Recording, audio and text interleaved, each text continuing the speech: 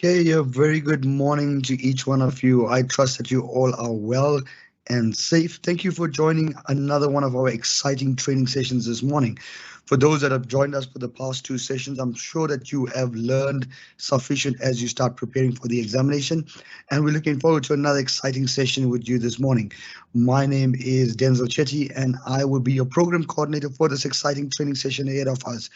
Together with me, I have a panel of experts that come from different areas in the university.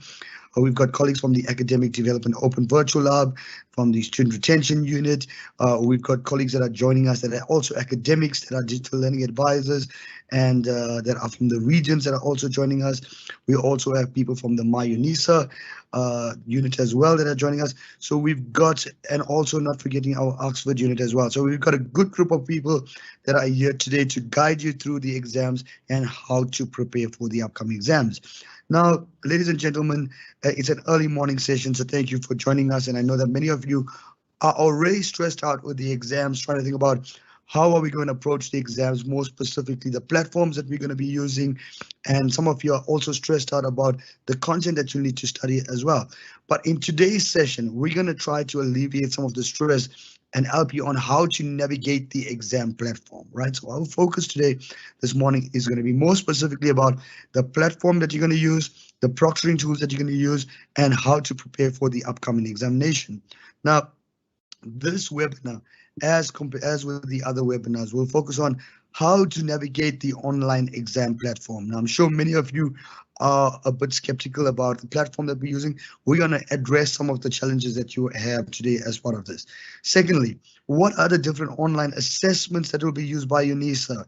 And we want to walk you through some of the online assessments that will be used by Unisa.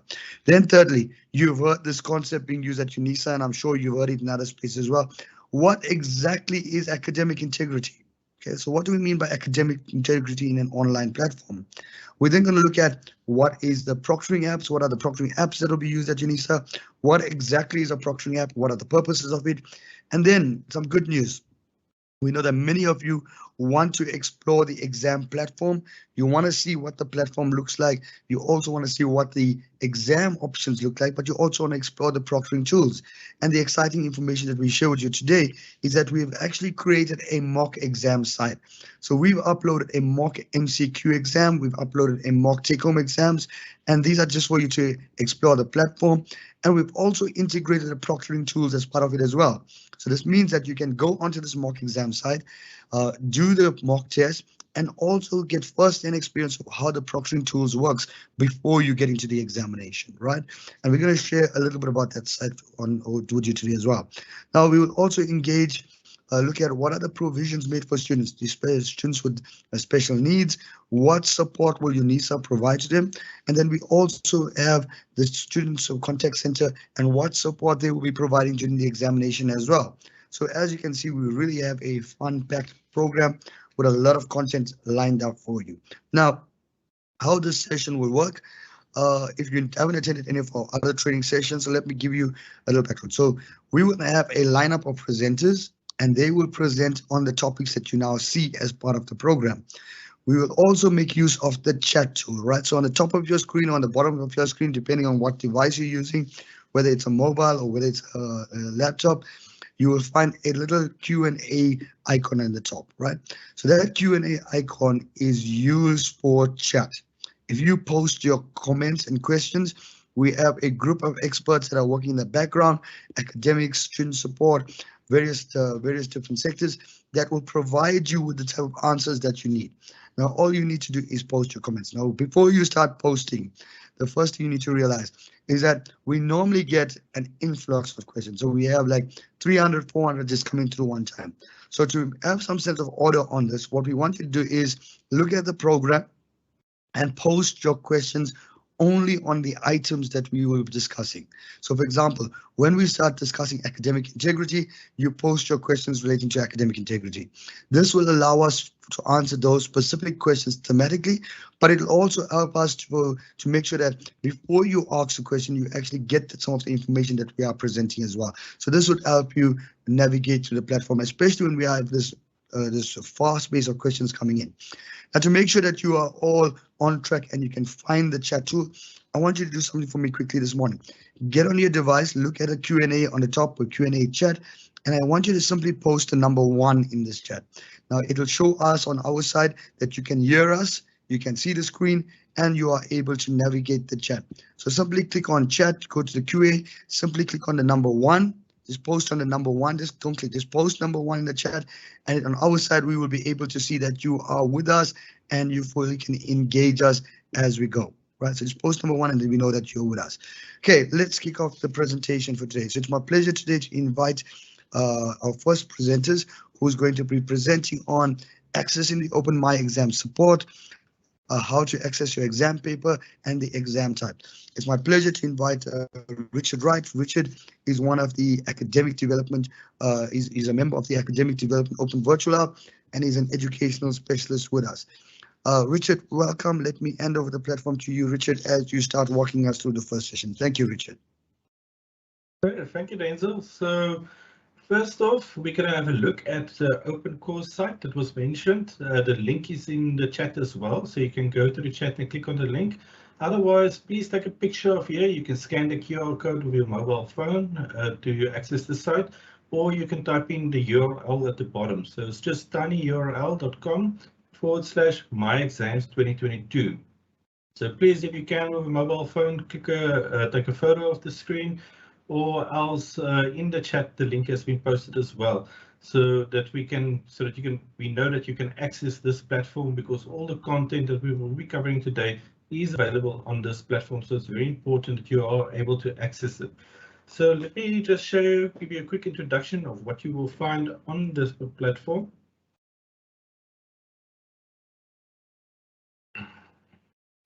So when you open up the site, you will notice it looks quite a lot like my Unisa, but please do not log in on this page. This is an open course, so it's available to everybody. So please read the introduction. The introduction will just show you what is being covered on here.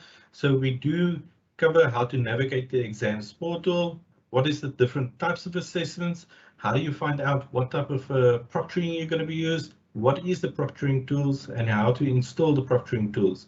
Then we also cover aspects such as academic integrity and how to approach different types of questions. For instance, if it's an essay type of question or MCQ type of question, how do you answer these questions during the exams so that you make the most of the time that you have available. Remember, if you have any exam-related inquiries, your first contact number will be the toll-free number, and we will introduce you to the service later as well. So on the main page, you'll also notice there's a webinar and blast session schedule. So if you want to join any of the future sessions, you can easily scan the QR code from here or click on the join link, and this will automatically join you. You will notice, just for example, tomorrow we will have blast sessions. So most of you might not be familiar with blast sessions, but blast sessions are essentially feedback sessions. So this is where we allow you to open your mic and you can ask your questions directly to us. And we try and get to as many questions and show as many solutions as possible. But when you join tomorrow for one of these blast sessions, please click on one of the links. If there's a lot of people in blast session 1, please go to blast session 2. All of them run at the same time. So join the one with the least amount of students in them so that we can get to your question quicker. So that will run for 2 hours tomorrow from 6 to 8. So if there's any questions that you have after this session that you perhaps just want some more clarity on, please join here and we will address your question directly. From here, you will start the material with the orientation. It gives the introduction, the lessons that's covered, but most importantly, also start with this open pre-course assessment. This will just give us an idea when you start with this course, what is your current knowledge? So that in the end, we also do a post-course assessment to see that we have taught you all the aspects correctly, and perhaps there's areas where we have to modify the content a bit to make it more clearer for you. So please do the pre-course assessment and then in the conclusion, the post-course assessment. So you'll notice the lessons are numbered from lesson 1 to 6. So you can just work through them from lesson 1 to 6 and then finally the conclusion. You'll notice we actually have a mock exams on here as well, and this is after the conclusion, because before you do this mock exam, please complete all the lessons so that you know exactly what to expect and you have set up all your tools or devices correctly to attempt these mock exams. A lot of you also want to know about the recordings. So all the recordings will be uploaded on here. So if today you miss out, perhaps you get load shedding, or you just want to get in the future view again one of the live sessions, the recordings are available on here. And then we've also got downloadable guides. So if you've got say data limitations, you can always come to the downloadable guides, download the PDFs and read it at your own time as well, or even print them out if you want to have them just close to you when you're writing exams. So then we've also got a frequently asked questions. Have a look at the frequently asked questions. We will be updating the frequently asked questions as the exams goes along as well, especially when we get exactly where you are struggling, or perhaps there's some tips that we can provide so you can easily adhere your exams. Finally, we've got a tool as well to check what proctoring you're going to be using. We will introduce that tool a bit later. And then finally, the support contact information. The primary line of contact will be the toll-free number or exams inquiries at unisa.ac.za. But as well with this, as the exams goes along and colleges provide their own line of support, we will add the information on here. So always just keep this page handy as well during the exams. But let's get started. So with the first session or the first lesson, so how do you now actually access your exams, the myExams portal? So it's actually very easy. You open the Unisa, you click on the button myExams, you select from the list the date, and then also from there it will then display the modules, and you click on your module and this will log you in. So I'm just going to click on to do a live one over here. Let me just go here. So on myUnisa, you'll notice there's a myExams link. So you don't need to even log into myUnisa. You just click on the myExams link. So just to note here, you'll have to select the date. So for instance, tomorrow exams are starting. So there's a whole list of available modules for tomorrow already. But note, it's only 5 days in advance. So if you're writing in a week's time, your modules will not be loaded yet. So just give it, within 5 days, you can come and have a look and make sure that your module is listed on here. When you click on a date, it will list all the modules being written on that specific day. And from here, you can select on your module. You'll notice here, it will also indicate to you what type of proctoring you're going to be used. So if you don't want to set up your proctoring now already, we'll introduce you to how you can have a look at what type of proctoring you're going to be using. And we will take you step by step through the proctoring. So if I know a lot of students, are really afraid of these tools, but we are going to really introduce and make sure that you know exactly how these tools work, so that when the exam comes, you can rather focus on answering the questions than having the tools set up.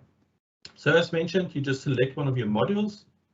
This will open the login screen. So here you can log in with your, with your myUnisa credentials. So it's not any special credentials that you will need to log in here. And just also make sure that you know your password. A lot of us save our passwords in the browser, and then when you go to myUnisa, and then when you get here, you perhaps forgot what your password is. So please make sure that you know your myUnisa password before you write your exams, so that you can easily log into this platform. So once you log in, it will open up a specific instance for your college. So for instance, if you're at a College of Science, Engineering, Technology, it will be CSET that you will log into. And you'll notice the dashboard actually looks pretty much the same as what you are used to on my modules. So, and it works actually exactly the same. So all you need to do is click on My Exams, the button at the top, and this will list all your modules. As you do with your My Modules on myUnisa, You click on here, you select your module. Let me just get back here quickly to our course. So if we look at the content over here on accessing and navigating the platform, so you'll click on the myExams button, you'll select the date that you're going to be writing on, you'll select the module that you'll be writing on, you'll log in with your myUnisa credentials. From the myExams button, you'll select the module that you're going to be writing, and this will open up the page like a normal course page. And here you'll see at the bottom right, there's the exam that you're going to be writing.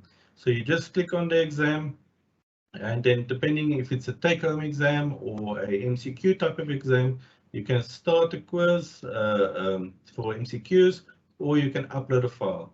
And just remember, for all the sections that we have here, we've also got a little video. So if you just want a quick clip of all the steps, you can always just browse down to or scroll down to the bottom of the lessons, and there is a little introductory video as well. It does not, it's about usually just only 2 or 3 minutes. So now we looked at how you access your exams, but what are the types of exams that you're going to encounter when you actually now go to this platform? So very importantly, there's 2 types. It's the MCQ and the take-home. So the names might not be familiar with you, but you're actually already familiar with the tools being used. The MCQ uses the quiz tool. So if you did any assignments with multiple choice questions, that it's exactly the same. The only difference will be the proctoring that's attached to it. So when you think MCQ, think of the quiz tool that you've used for assignments. When you think of take-home is something where you're going to upload a file. So when you think take-home, think of the assignment submissions button. So if you have done a written assignment, it's going to work exactly the same as the take-home, the assignments that you did. So on here, we've got the steps, exactly how you do each of these. But I'm not going to spend too much time on this section at the moment. When we get to the mock exam, we'll take you step by step through how do you actually approach to answer these different types of examinations. But please note the guides are on here, and with some special tips what you need to look out for. But when we get to the section on the mock exams, we will have a deeper practical demonstration of how do you actually do this. So for now, I'm going to hand over back to Program Director, just to also now introduce you, before we get to the proctoring tools, why is academic integrity so important? So thank you, Denzel. Thank you very, very much, Richard, for unpacking that so nicely. I think you've really given the students a very good orientation to what they can expect on the myExams portal, especially those links that you've provided. I think for those students that have taken note of that, please remember we're going to post some of those links on the actual Q&A side, so you can also follow that as well. Those sites that Richard has mentioned were created specifically to provide you that orientation, but to also standardize the training content so that you can access it at any time. Now, as Richard mentioned, you've now got an idea of the different exam types. What exactly is academic integrity? Now, before we can even get to the proctoring tools, why do we need academic integrity at Unisa? Especially students that are now looking at qualifications that are offered at Unisa. Why is it important for us to emphasize academic integrity? At this time, it's our pleasure to invite Dr. Ingrid Murray. Ingrid is an academic, but also very much in the space on academic integrity. She has researched and done a lot of work in it, and she is very well acquainted with what you need to know as a student. It's our pleasure at this time to invite Ingrid to unpack this for us. So Ingrid, thank you very much for joining us and also for sharing your expert knowledge and insights on what exactly is academic integrity. I know our students are going to find this a very useful session as you start picking up on those essential tips that they need to focus on. So thank you, Ingrid. Let me hand over to you, Ingrid, as you walk us through this. Thanks, Ingrid. Hello. Hi, apologies. I was just struggling to share. Welcome everyone, and thank you for allowing me to to talk to you a little bit today about academic integrity and why it is so important for academic integrity to be to have academic integrity at the forefront of your mind. So when we are talking about academic integrity, we are really speaking about 6 values. And these are the values of honesty, fairness, respect, responsibility, courage. And these are the foundational, they're personal values, but really these values is the foundation of what academic integrity is.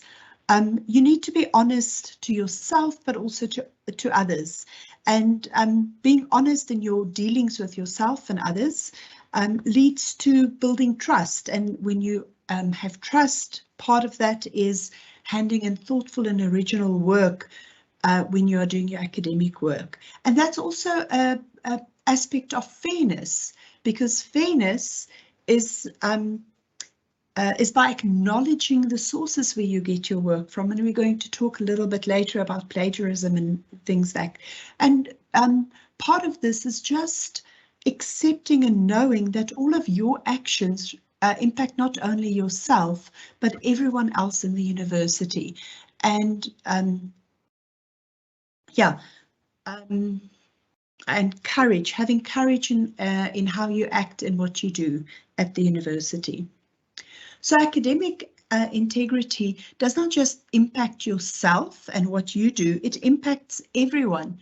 So on an individual level, there's very serious consequences for students that's found guilty of acting without integrity. Research shows that students that cheat at university also then go in and cheat in their jobs. And, you know, if we think about corruption in South Africa, that's a really serious problem for us to deal with. But it's not just a personal issue. Whenever somebody cheats at university, it has a domino effect on all of us. It harms the reputation of the university because employers then choose not to hire graduates from a certain university because they have a bad reputation for having cheated. It can also lead to de-accreditation by something like the Council for Higher Education, but also professional bodies such as SAICA might also decide to de-accredit our degrees, and this affects all students, not just those students that acted dishonestly. So what forms of academic dishonesty are there? Well, there's contract cheating or ghostwriting, where you can buy answers from, you know, from the web, or you might see them advertised on Telegram. The problem with these, apart from, of course, being cheating to buy them, is that often these companies give the same answer to more than one student. So lecturers can easily find you out, even if you change a few things here and there. There's always students that buy the answer and it doesn't change anything. So we can easily identify these patterns. So if you know about this happening, report it anonymously to either your lecturer or to the whistleblower hotline that we'll show again later. Buying or selling an exam paper or assessment is a serious issue, and it's linked to our previous example of contract cheating, because in order for somebody to work out the answers, it means that they have to have access to the exam paper. So buying or selling the exam paper, or even giving it to somebody that shouldn't have access to it, is a serious offence that can lead to expulsion from the university. Identity misrepresentation is when you pay somebody else to write your exam, and that person, or they could also be doing it for free. It's not just when you pay for it, but it means so you are not writing the exam, and we can now see students who are doing this because of the proctoring. We can see that it is not you writing the exam, or that the same person is writing 10 exams for one module. And again, this is a very serious offence and can even be illegal. Sharing your answers or working together. I think study groups are a really good idea, and I always encourage students to have study groups. But those study groups, while they can be a source of support, and sometimes can also be a place where students either explicitly or inadvertently start cheating by sharing answers with one another while they're writing their exams. So make sure that you set rules for your study group about how you will assist one another and what you're assisting one another with. And you know, we often find out of this answer sharing through sites like Telegram or WhatsApp, and all of this is serious offences. Plagiarism, if you're using any idea from somebody, or words, music, images, all of this is plagiarism if you do not acknowledge that you're using it. If you're acknowledging that you're using somebody else's ideas or words, that's perfectly fine. And you acknowledge it through an in-text reference where you say, I've got this idea from Chetty 2022, and then in your reference list or your bibliography at the end of the essay, you will say Chetty 2022, and wherever you found the source. We have a MOOC if you're unsure how to reference, and it's a really important skill that you have to learn right from the first year. So at Unisa, we have this extra hour. You have your scheduled exam time, which can be 2 or 3 hours. But when that time is finished, you need to stop writing. The Invigilator app that we'll discuss a little bit later gives you 15 minutes after the exam to upload your exam question paper, and then you have to also upload it on the myUnisa platform, and you have to do it as soon as possible because that hour is there to assist you if there's any problems that you need sorting out for handing in. So what does the university do when they found out that there's cheating? So first of all, your lecturer notes the issue, and we are really good at this, I want to say. This can include plagiarism, and we work through plagiarism software to find it, or that an issue that's raised by the proctoring, whether that is, you know, hearing other voices, or whether you didn't have your proctoring tool turned on as you should.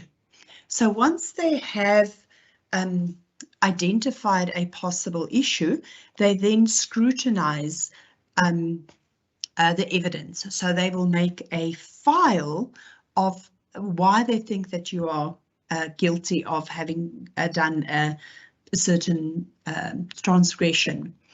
And it's important to know that, you know, with the assignment, and if you're a first year, for example, you might just get a warning from your lecturer about not plagiarizing, but exam cheating is taken especially seriously.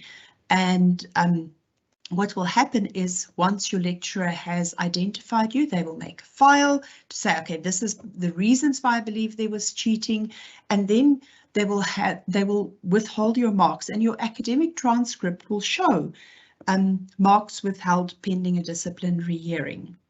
A warning letter is then issued to you that tells you that you have been identified for transgressions, and you must decide within 5 days, are you going to contest, or do you accept that actually you did something incorrectly? So if you don't contest, what will happen is the matter is closed, you will receive a warning letter, and you will have to re-register for the module. If you are then found guilty of a similar offence or another offence, there will be more serious consequences for you. If you dispute the charge, there will be more investigation, there will be additional information, and a group of academics will then review this evidence, and there will be a disciplinary hearing. You have a right to access this evidence and see what there is against you. And then based, apologies, on a probability of evidence, disciplinary committee members can then find you guilty or not guilty. During this process, you have the right to see the evidence, and you also have the right to be represented by a fellow student, so an SRC member or another student should you want. And then if you are then found guilty, a more severe penalty will be implemented. You can appeal this, and after that appeal is heard, that is the final decision. So the consequences for cheating.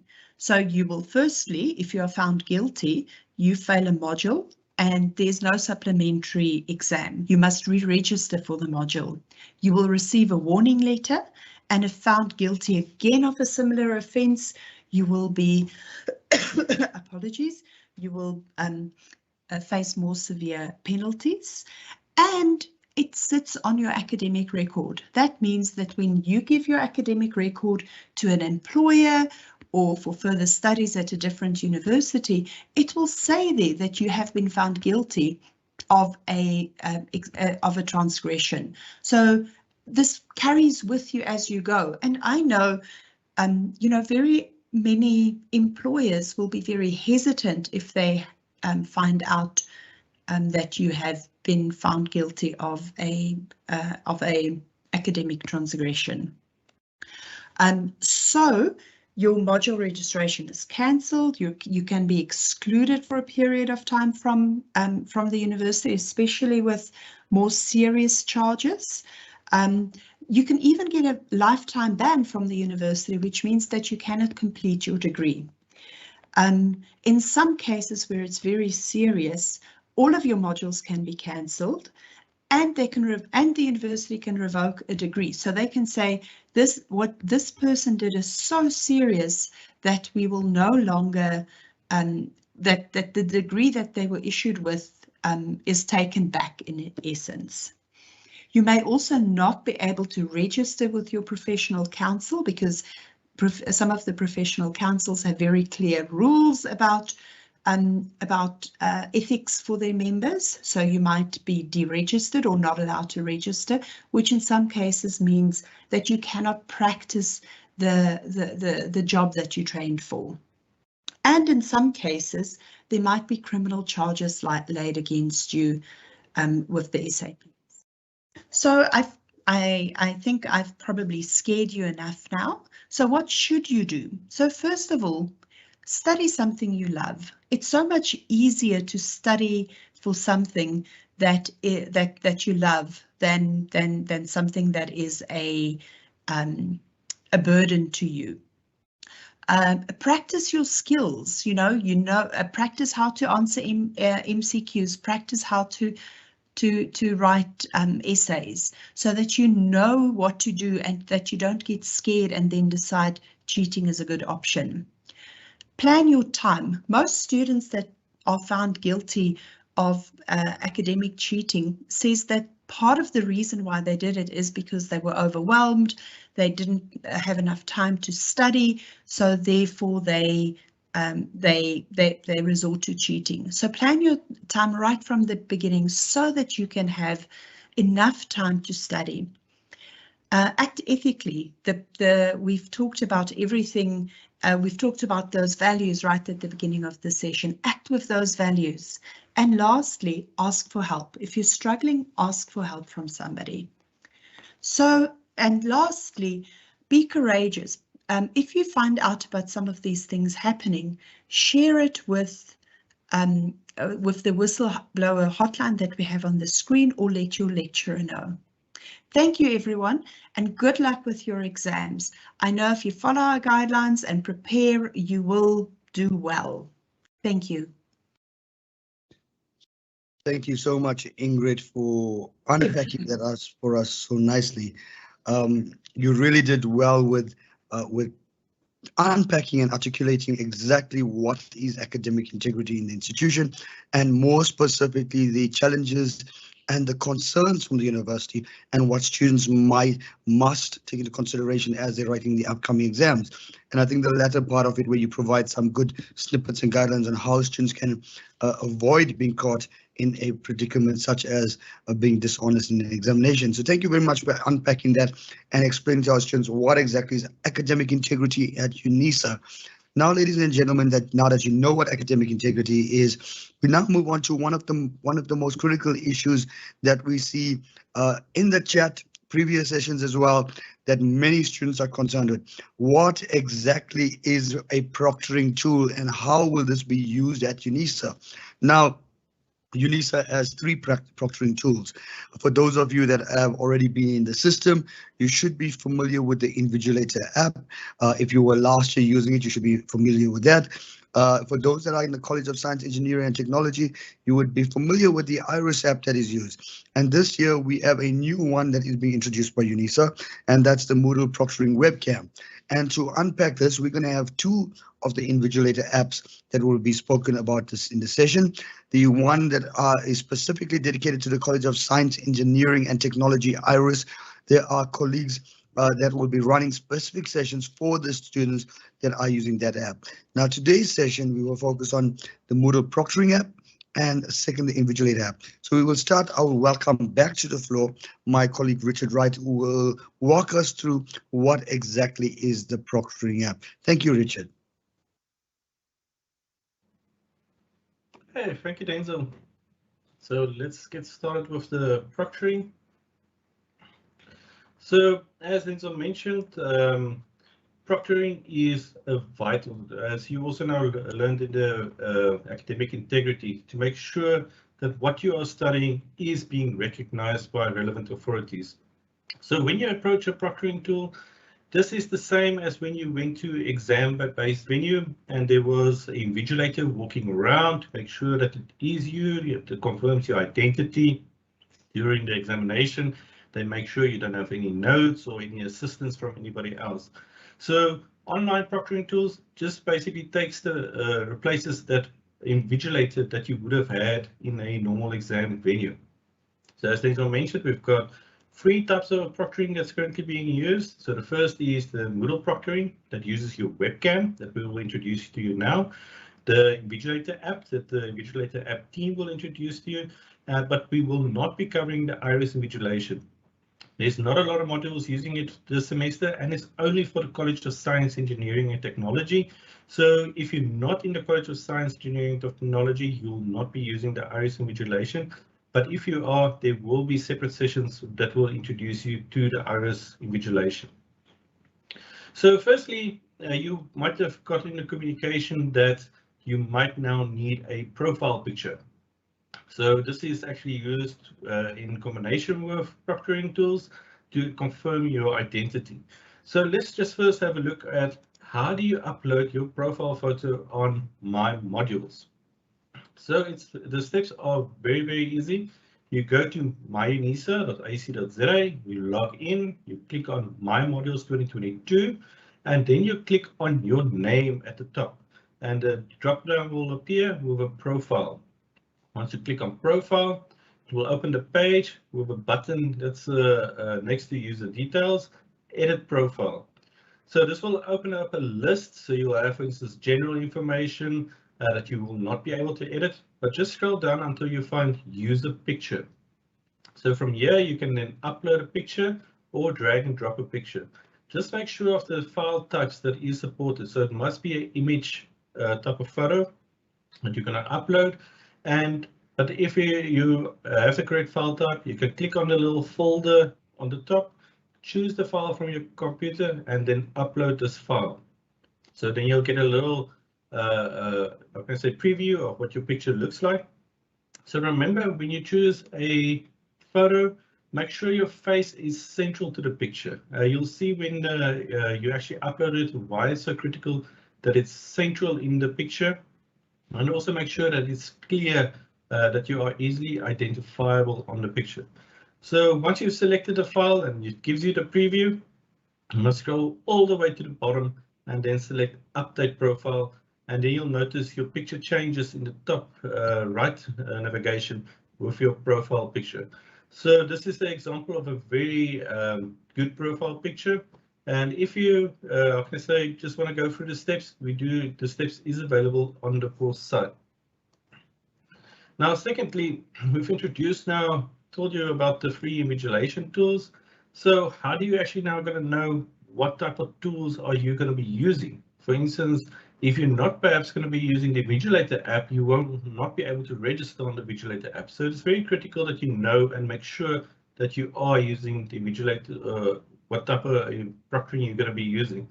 The Invigilator app also have their own method where you can also just double confirm that you are using the app before registering on it.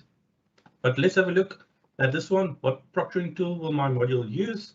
So if you click on this page over here, you can type in your module code over here. I'll just put in a random code. And then here you will see it will, for instance, use the Invigilator app or Moodle Proctoring. So we'll get to Moodle Proctoring now. So please go make sure already which proctoring you're going to be using so that you can prepare for that now, so you don't have to worry about it closer to the exams. So you can set it up already, do the mock exams, and then you know you are ready for when the exams come.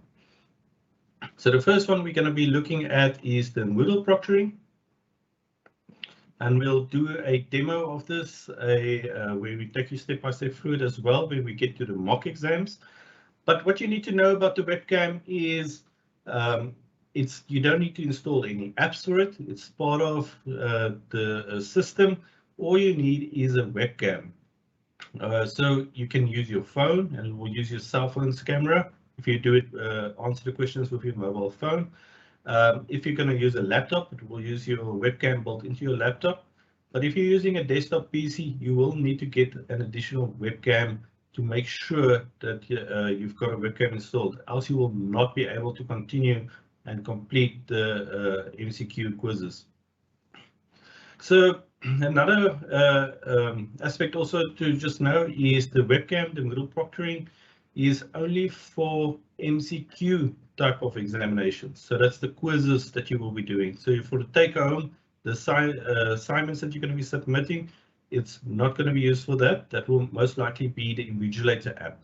So MCQs, if you know it's going to be an MCQ type of examination, you most likely are going to use the webcam proctoring tool. So you'll notice with the icon of a quiz tool, you'll start click on the button to start the examination. You will get this message to indicate that this is webcam. You'll also get a pop-up on your screen to allow your camera. So on your phone, it looks very much similar. It will pop up in the middle of the screen. On a desktop, it's more towards the top left usually, but you need to click allow to allow this camera. If you accidentally select block, you'll have to then click in the search bar at the top and allow the camera again to use it. You will not be able to continue with the quiz assessment if you don't allow the camera to be used. Also very important, when you use your camera, you should be very clear on the picture, central to the picture. Any interference with the camera can be seen as academic dishonesty. So make sure you're clear on the camera. Do not tamper with the camera to point it to the ceiling or make it blurry in any way, because that can be seen as misconduct. So once you click the allow button, you'll be able to attempt the quiz. You'll get a message that you have to confirm. So you have to tick this box. So just make sure you read this information regarding the webcam as well, and that you agree with the validation process. You will also get a little indication of what is the time limit for this assessment, and then you can select start attempt. So basically, if you get to this page, your camera is visible, you can tick this box. That's the only thing that you have to worry about the webcam proctoring. It then runs while you're completing the MCQ type of exam. You'll notice that the left navigation or the right, under the quick navigation, you'll have your webcam displayed there during the entire session. And then at the end, you just submit it like you would normally do a MCQ quiz type of assessment. So when we do the mock exams, we'll give you a demonstration of exactly how it works. But also, if you have just want to have a quick introduction to it, there is also a video available on the site that you can quickly have a look at.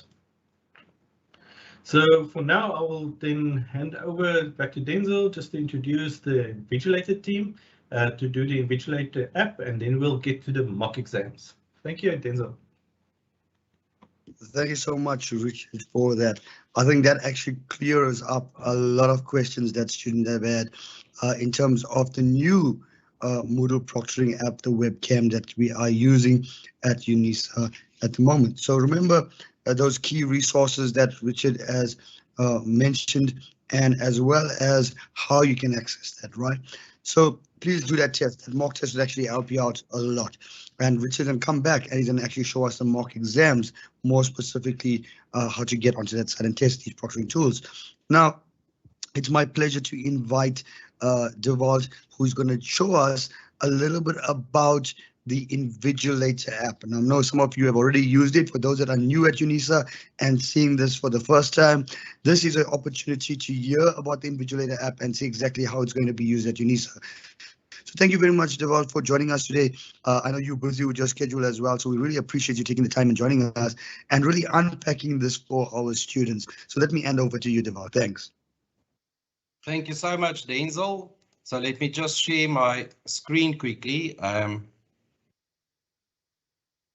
Okay, cool. Yeah. Okay, right. Cool. Thank you so much, Denzel, and thanks to everyone joining this session. So a little bit background to the Invigilator application. So I think first of all that I just want to explain as a bigger picture is that the Invigilator application is actually a smartphone or a cell phone, but a smartphone application. In other words, you need to download the application in advance if you haven't done so, and it's available from all the app stores, but I'll speak to that details. But I just want to give a little bit bigger picture. So it's a smartphone application. You can still conduct your examination if you are using a laptop or a desktop. You can still conduct your examination through the normal way. So please take note that the Invigilator application is just an Invigilator. You still do everything still on the Unisa platform. You obtain your paper. If it is a take-home examination, you're going to write out by hand. You're going to scan and upload to the Unisa platforms. So all of that is still conducted by Unisa platforms and how it works. So that's something you need to make sure that you're happy with. This is just an additional tool on the side. So if when an exam starts, you log into the application, you scan the QR code, and I'll speak to that.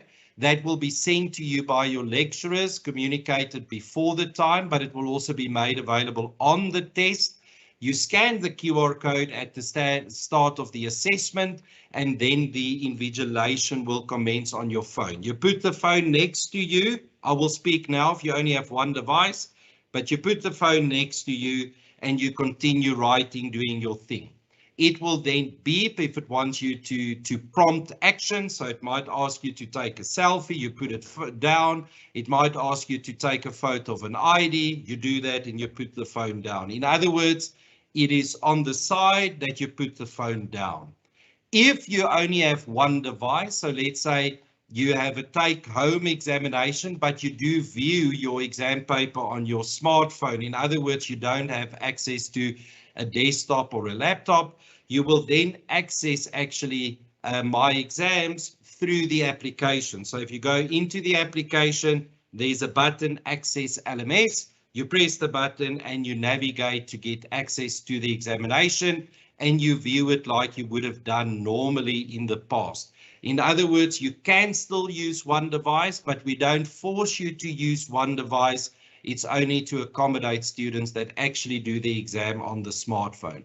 But if you're going to do it on the desktop or laptop, you just put it next to you. So just a little bit that you can visualize that. So I think that's the first thing. Then what I want to speak is I want to speak a little bit more just specific to what the application does. So first of all, it asks you during the examination, it will ask you at the random intervals to do a few things, but many of the things it does in the background, so it's not invasive. But one of the things it will ask you maybe once, maybe twice, is to take a selfie. Now, when you register on the application, it will ask you to take a selfie. and we will then match that selfies against that original photo that you've taken. Now, what we do with that is to make sure that it's you writing, and we use, of course, facial recognition to assist us with this, but we also have what we call anti-spoofing software. So you can only take a live photo. So we call it a liveness test. So you can't take a photo of a photo or a photo of a video. So it needs to be the specific person that takes that live photo. Then at random intervals, we do audio recordings. So that's done at random intervals during the assessment. You don't know when it happens. Those are then also checked for voice. And if there's voice, they are flagged. They then checked by a team at Unisa to see if they were talking. And if that talking is suspicious, it is referred to the lecturers, which may result in going for a disciplinary. Then there's customized instructions. So that would be different type of instructions, but that's typically to take a photo of your student card or your ID document, or to take a photo of your answer sheet if it's a take-home examination. But what you do is you just follow the prompt. So there will be instruction and you follow that instruction.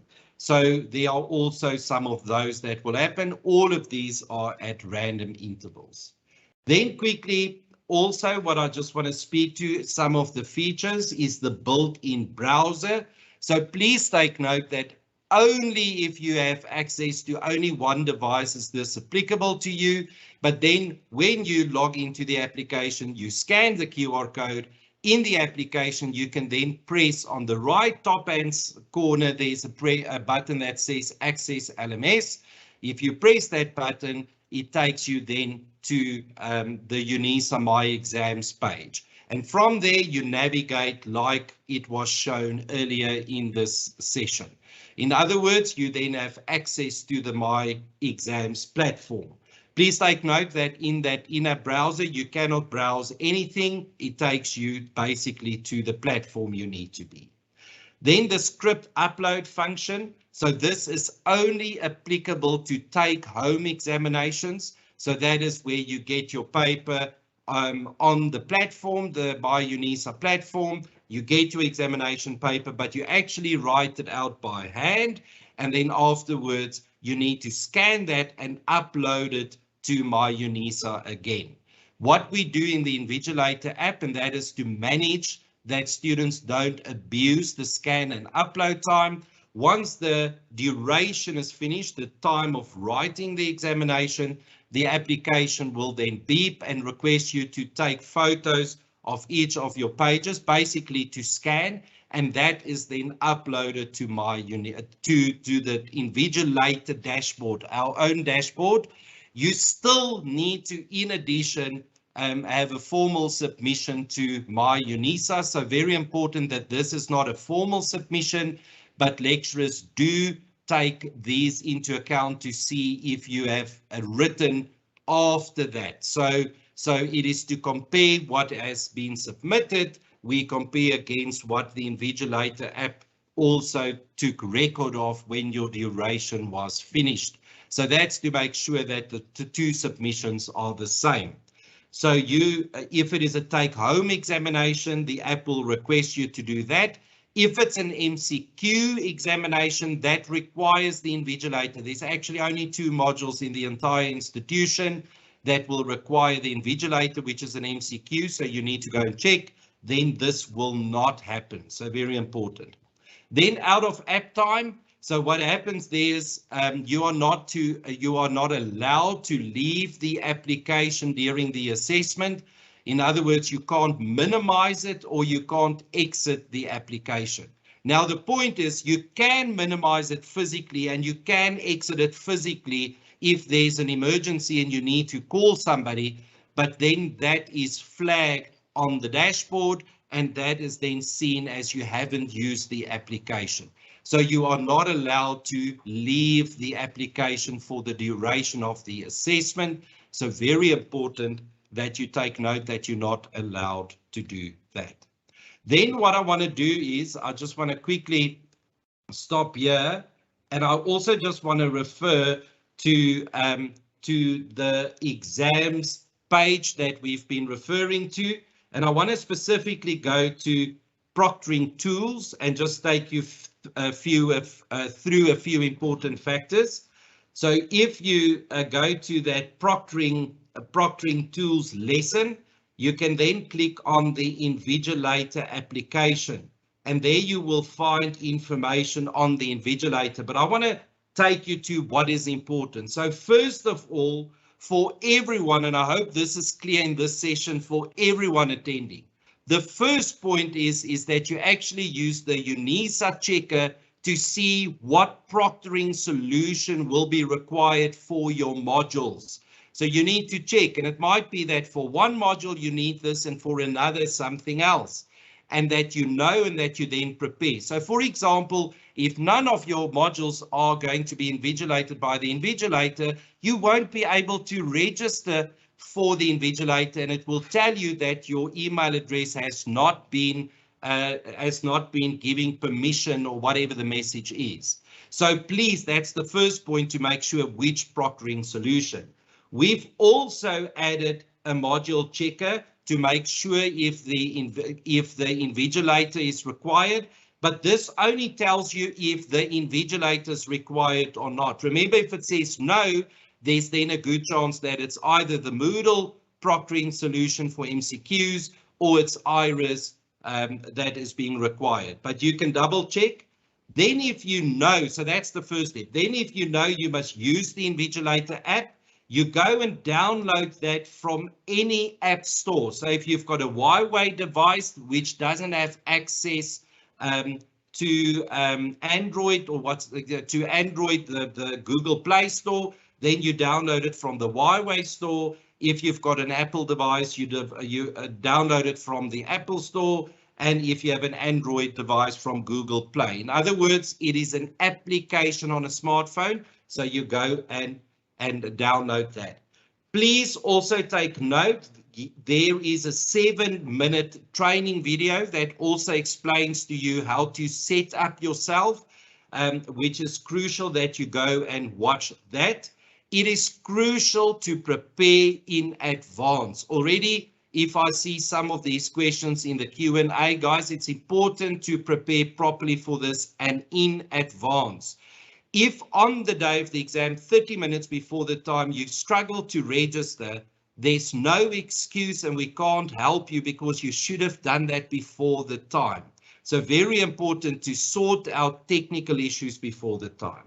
Then what I want to show you as well is there's a link to our student user guide, and I'm going to quickly open that and just show you a few things. This document is only 20 pages and it is big, written, big, and there's pictures in between, so it's going to take you literally 15 minutes to go through this document. You need to look at this document. So I want to take you through it quickly, just highlight here and there something. So there's a description of the app. Then there's the video that was also in the link before that just takes you through how it works. But then very important, here is a number of our technical support call center. So it's a WhatsApp number. You WhatsApp that number. You don't call that number. So you can type, you can leave voice notes. But the beauty is if there's any technical difficulties, you can send us a screenshot. We can see what's the message and we can assist you. So if you have any questions, lots of people said the email address shown is that it's not loaded. You just contact the technical help desk. You don't contact Unisa or your lecturers. You contact the technical support desk for any technical issues regarding the Invigilator application. So please take note of that. But then very important also, if you only have one device and you want to make sure you understand how that works, there's a video explaining the in-app browser. You will only need the in-app browser if you only have one device. If you are writing and using a laptop and the smartphone next to you, then you're not going to use the in-app browser. So that is to make sure, if that's the case, that you're happy. Then crucial, there's a demo test on page 8 of the student guide. It's crucial that way in advance you register. Even if you used the app before, then you don't need to register, but log in, make sure your credentials are still fine. Update, because if you've used it in the previous exam, there will be a new version. Update to the latest version, and then do the demo test. Because if you scan that QR code, you can do it as many times as possible, but then you can see, you can access the LMS, you can navigate, you can see what the app does, that it works, and you can make sure that you're ready for the examination. So then you do the demo test, crucial. I don't want to speak too much, but there were people previously who had technical issues just before they've written, and they made quite a bit of an issue when they couldn't get their marks released. We went back and we saw they never did the demo test and they lost their case. If you don't do what you are required to do, there's not going to be, unfortunately, any leeway for understanding if there's issues on the day of the examination. If you've done your preparation and there's some technical glitch, which is highly unlikely, then you will be fine. But it's crucial, you're at varsity, you need to make sure you're ready, and all of this is in place. Right, and then there's a step-by-step walkthrough. From the step, download the app, where to find it, then register on the app, how you do that, verify your account, very important. So what I want to highlight here, also when you register, you must use your MyLife Unisa email address to register. You can't use your Gmail account or any other account because the licenses are allocated to your MyLife account. So crucial to use that account. I'm going to stop here on this specifically. All I just quickly want to add here, I just want to check if there was something. Yeah, I've spoken about if it's one device or more than one device. I think I've explained that. Just take note of that WhatsApp number as well. So guys, the reality is, what do? You firstly check, does your module require the app? Secondly, you register. If you struggle to register, contact the call center. Once you've registered, you do the demo test, you get familiar, you make sure you're happy with that. You also do a mock test that was spoken about earlier, and you know you're ready. Then this technology is your friend, and you're going to be fine. So from our side, all of the best for the upcoming assessment. And at the end, we've developed the solution to uphold academic integrity because it's your qualifications that we care about. All of the best for the upcoming assessments. Thanks, Denzel. Thanks, Dewald. I think you captured that so nicely. As I listened to you, I just think to myself, I wish that when I was actually studying, somebody gave me that kind of really good advice on how to walk through some of these apps. You've really touched on some key points, and I think when you ended up, you stressed the importance of that demo site. Ladies and gentlemen, we can't stress it. Get on the demo site, test the system, make sure you're comfortable with it, and that is why we created the systems and giving you the opportunities now. Now that you know literally what is the proctoring tools used at Unisa, we also want you to have an opportunity to test this out on the actual exam platform, like for example on an MCQ test or a take-home exam. To do this, we've created what we call mock exams, right? So these mock exams are literally just exams that are out there, sample of what possibilities come out. These are generic questions, not discipline-specific questions. Generic questions like what is an online exam, what is a proctoring tool, just to help you familiarize yourself with the proctoring tools and the platform. Now, to unpack this for us, the mock exams platform, how do you get there, what do you do, what it's about? I want to invite my colleague Richard back to the floor. Richard, thank you very much as you walk us through the mock exam. Thanks, Richard. Thank you, Denzel. So let's get started with the practical. How do you all the information that you receive now about the assessment types, the proctoring? How do you now test and make sure that you are ready for the exams? So on the site, you'll have there's a tile called mock exams. So if you click on mock exams, you'll notice we've got the MCQ and the take home. So as you know already, the MCQ means you're going to be using the quiz tool. The take home is you're going to use the assignments tool where you have to upload a file. But very important, we've got a video that illustrates the steps, how to access it for the first time. But essentially, once you click on this button over here, it will open My Modules. So you'll need to log in with your student number, your password, and then click on the login button. And from there, it will show you this page. So the first time you're going to access the page, you'll have to click this button, Enroll Now. And then if you scroll at the bottom of the page, we've got the two types of assessments that you can test. So just note for this example, so the MCQ quiz uses the Moodle Proctoring, the Webcam, while the take-home assignment uses the Invigilator app. So let's get started. So if we go down or up, let's click on Open Mock Exam Site. So you'll notice there's an introduction. So if there's any additional information that you need, you can click on these quick links again, just to make sure that you are familiar with all the content. And then pretty much as per the exams portal, your examinations will be listed here at the bottom. So remember, you'll only have one, so it will either be a MCQ or a take-home type of exam.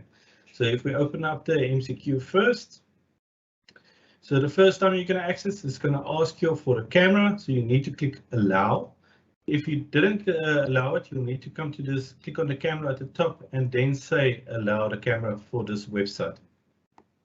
So when you get to a MCQ type of question, it's very important to read the instructions to make sure that you are familiar what type of questions you're going to get, what is the time limit, or any additional information provided by your lecturer. Secondly, we'll can have a look at the main section. Here it will tell you exactly how many attempts you can have. For the mock exams, we allow you 10 times, but usually for the examinations, it will only be 1 or 2 attempts that you can do. When does this open? When can you start? And when does it close? So that you know you must submit within that time period. But it can also have a time limit on it. So you have to finish within that specific time. So if they give you a grace period, say 3 hours, the time limit will still prevent you from, I'm going to say, using the full 3 hours, because it's designed for a 1.5 hour examination. But you can, within that time period, start the examination. So once you're ready, you've got your camera, you clicked Allowed, and you're ready to start. The button will show Attempt a quiz, so we can start the attempt again. So from the pop-up, you'll get the message. Here you will have to now agree to the validation process. Make sure your camera picture is clear and that you are centrally in the camera. Remember, any tampering with the camera can be considered misconduct. So here it also just indicates to you again the time limit in which you have to finish the attempt. And from here you just say Start Attempt. So for you that have already done assignments, this might look very familiar to you. So here you've got the multiple choice questions that you need to answer. You've got this quick navigation if you want to skip to a specific question or you want to finish the attempt. But in terms of the proctoring, the webcam will be displayed during the examination here on the right-hand side as well. So remember, it takes pictures about approximately every 30 seconds at random times. So you can browse through all the questions just to answer all the different types of all the questions in the that it's being provided in the exam. Make sure that you select all of them. If you, for instance, skip a question, say you want to go back to one, you can always click here just to quickly navigate to a specific question. But make sure from your lecture beforehand, if it's not perhaps a linear one where they do want you to go step by step, so you won't be able to navigate between questions. But generally, this will be the layout. So once you've done, you can click on Finish Attempt over here, or if you're on a different question, you click on Finish Attempt underneath the quick navigation. So we'll finish attempt. You'll get a last time just to review all your questions, that you answered everything. If there's a specific question that you perhaps missed, you can always return to attempt, navigate to that question and answer it, or you can quickly click on the link over here to a question. For instance, if it's free, I can just quickly navigate to free to just have a look and answer the question. And then once you're ready again, finish attempt. And then right at the bottom, make sure you still do it within the allocated time period. You can click Submit All and Finish. You'll get another prompt to just confirm, and then you submit all and finish again. So At the bottom, you'll actually see there's a little information, when did you finish and that it was submitted successfully. So this is just, you can always take a screenshot of this as well, just for your own records. And then if there's another attempt allowed, you may reattempt, but then the examinations, it most likely will be only one attempt that you need to do. So this is the MCQ quiz type of exams. So if you go to the proctoring tool and it says MCQ, and it's going to be using Moodle Proctoring, you're going to be needing your webcam to be switched on, and you answer it just like a normal quiz type of assessment. So if we have a look at the second one, the take-home exams. So as mentioned, the take-home exams is a lot like your submissions that you do for assignments, written assignments. Also very important, read the instructions. When the time actually starts for this, you need to then start your proctoring tool. In this case, it will be the Invigilator app. So you should have your app open already, logged in, ready to scan this QR code. So once you've scanned this QR code, that is when your time is going to start. So you need to do this, have the app ready beforehand to have the access to this QR code. For this QR code is also a demo, so that the team provided, so you actually get an hour and a half to complete all the steps. And then from here, you will then have to download your exam paper and then start your examination. So you can do this then either in Microsoft Word, for instance, on your desktop, or you can do it on a, write it out on paper. At the end, you will, with the invigilation, it will ask you for the selfies to be taken, any additional, proof that you are you that's doing the examination. Then you need to scan it in with the app. So the app will then ask you to take photos of your scripts. So if it's on your computer, you take pictures of the screen with the Word document. Make sure you've got all the pages covered. And then you upload it in the app. So the app gives you 15 minutes after the due date time to upload your scripts. Once you've uploaded to the in the app, then you can come to myUnisa. So remember, you have to submit on the app and on the myExams portal. So that you can't just submit on the app or just submit on the exams portal. You have to submit on both. So in the mobile app, you take the pictures, you upload it, you're done. The exams portal does give you a little bit additional time. Remember, you cannot work on your documents at a time. You should have already then submitted the proof of what you're going to be submitting. And then you can come here within that allocated time just to upload your script. So for here, you can just click add submission again. If you scroll down, you'll notice you get this block area where you can now upload your document. But very importantly, there's a maximum file size of 50 megabytes. So make sure that your files is 50 megabytes. A maximum number of files, this can vary, but prepare for one file to upload. And then also the accepted file types. So generally it will be PDF. Some might accept Word documents as well, but preferably submit in a PDF document. So this is where a lot of the problems come in. Say you've now taken pictures, scanned in your documents, and it's multiple PDFs or multiple images.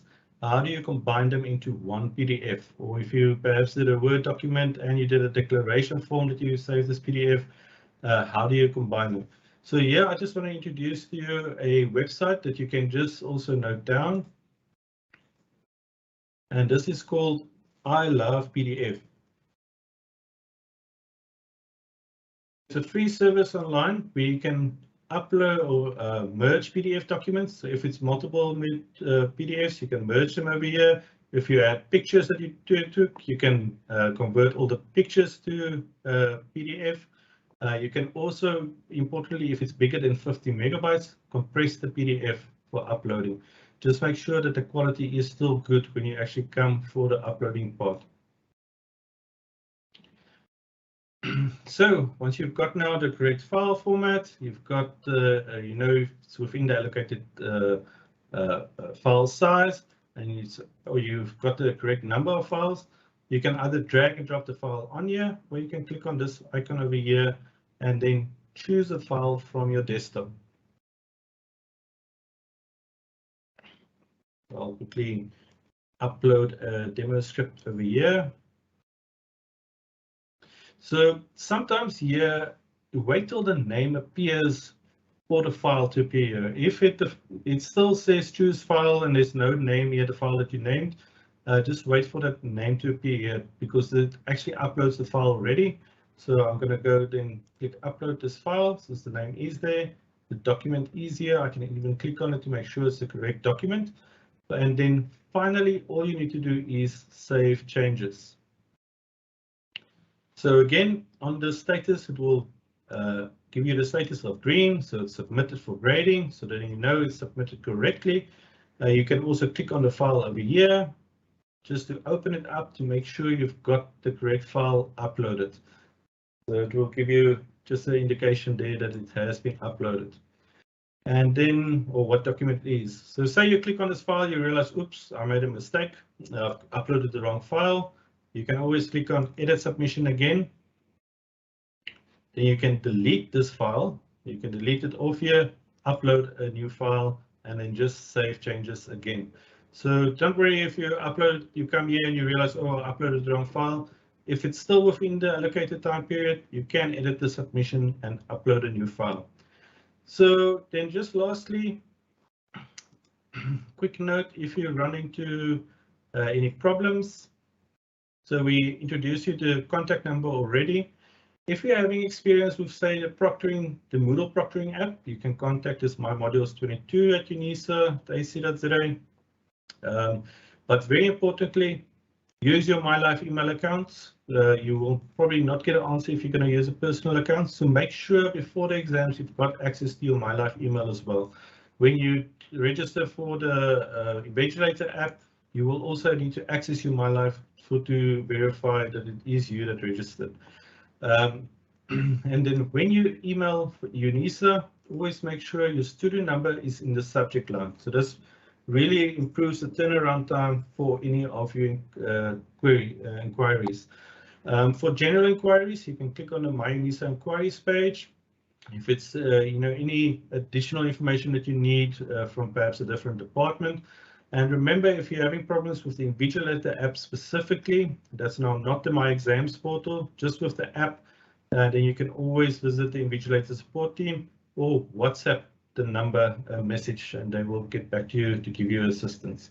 So please, when you went through all the material, go and complete the mock exams to really just give you the assurance that you are ready so that you can rather focus on studying your material that you need for the exams and not worry about how it's going to be conducted. So thank you very much. I'll hand over back to Denzel. Thank you so much, Richard, for that and for also unpacking the mock exams for the students. Richard, I'm going to ask you for a favor to please post the link once again to that open course site where the students can access the course content and the mock exam site as well, so that they can get onto that while we're even online and start preparing for that mock exam and testing the system out. Now, ladies and gentlemen, now that you know what the mock exam is and you have a good idea of how to actually get onto the platform, test this out, what are the online assessments used at Unisa? We know it's MCQs and take-home exams, but what skills do you need to prepare for these exams? And to unpack this for us today and provide you some idea of the skills that are needed, we have invited Dr. Salosh Govender, and she is actually a curriculum development specialist, but the added bonus is that she has an academic background. So she's able to give you academic insights plus information from the curriculum development specialist side as well.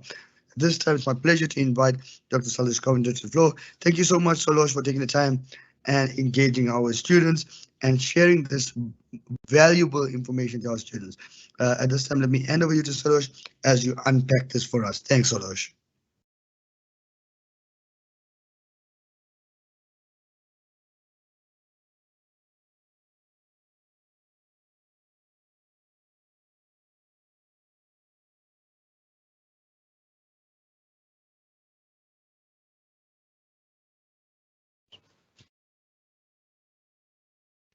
Good morning, students. Have you ever felt like this depressed, anxious, overwhelmed, stressed about the forthcoming exams? Or are you currently feeling this way? What to study? How do I study? Well, we are here to help you to navigate through your exams and to walk this journey with you. Firstly, if you are ever wondering what to study, what we want you to do is get familiar with your learning outcomes, because your learning outcomes for your module is going to guide you on what content is going to be assessed in your examination. And every learning unit also has their own unit outcomes. So students, please get to know your module outcomes and your unit outcomes, and in that way, you'll know exactly how to filter your studies and how to, and what you can expect in your examination. Also, practice your learning activities in your study guide. This will also give you an idea on what type of assessments is going to come in the examinations. You will realize that by completing the learning activities, you will... Sorry, Salosh. Can you just share the presentation? I see the students are actually seeing a Word document at the moment. Oh, is it? Sorry. Sorry, Denzel. No problem. I think we can just get the PowerPoint. Okay. You can see it here.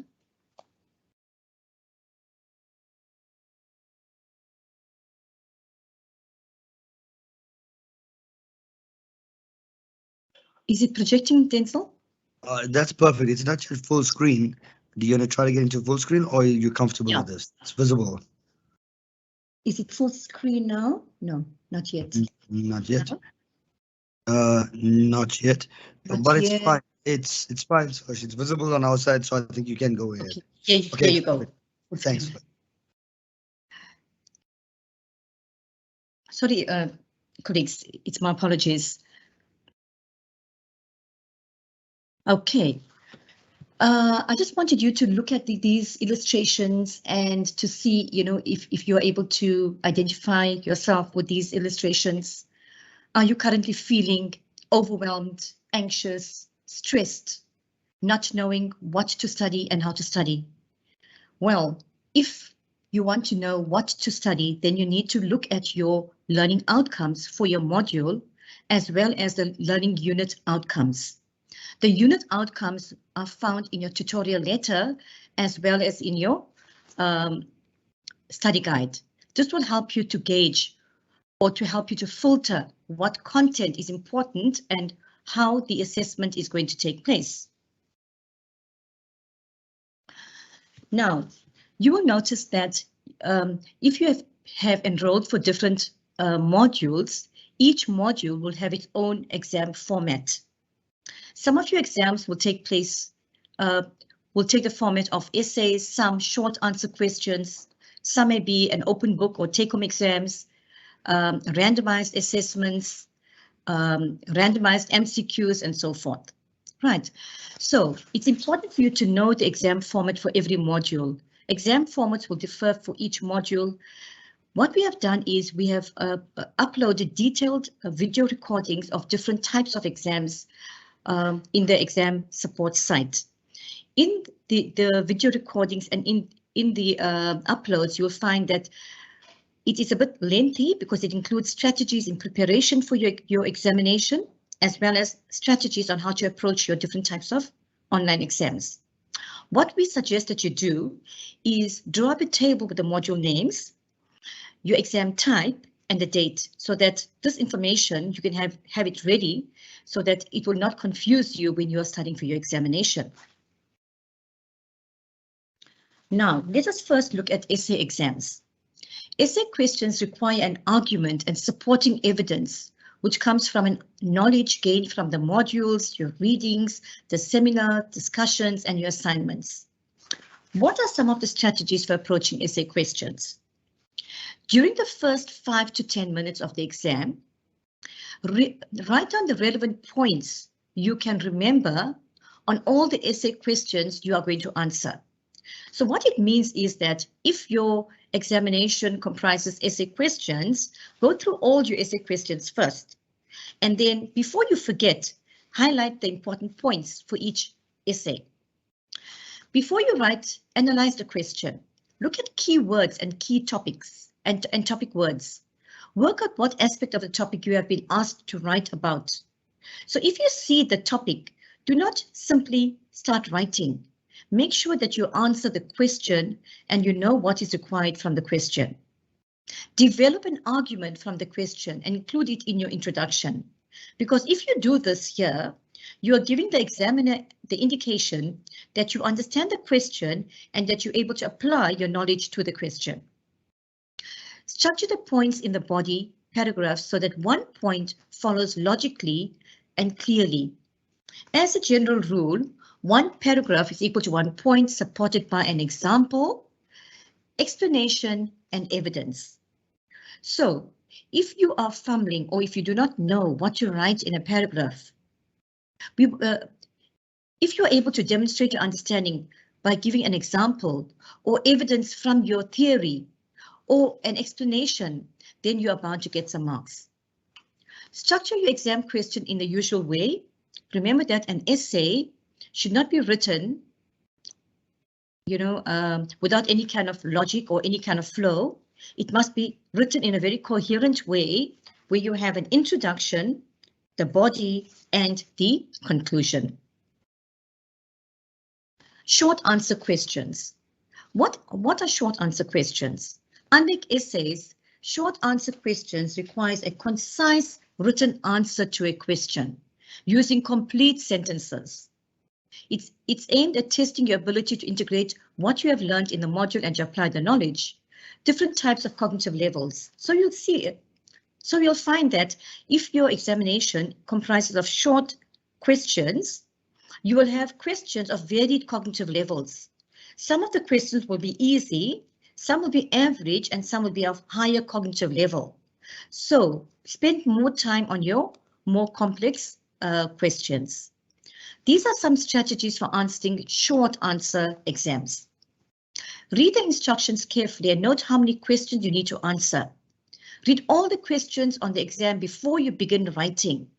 Consider the mark distribution and divide your time accordingly. Pay close attention to the wording of the question. Ask yourself what you are being asked to do and how you are required to do it. Do not just write about what you know about the topic in general. Try to leave enough time to read over your answers, and at the end of the question, make sure that every question has a response. Keep your answers to one paragraph and include key words or phrases from the question itself. In that way, you are going to be guided to answer the question or what is required in the question. Problem or calculation questions. What are problem questions? Problem-solving questions vary in formats.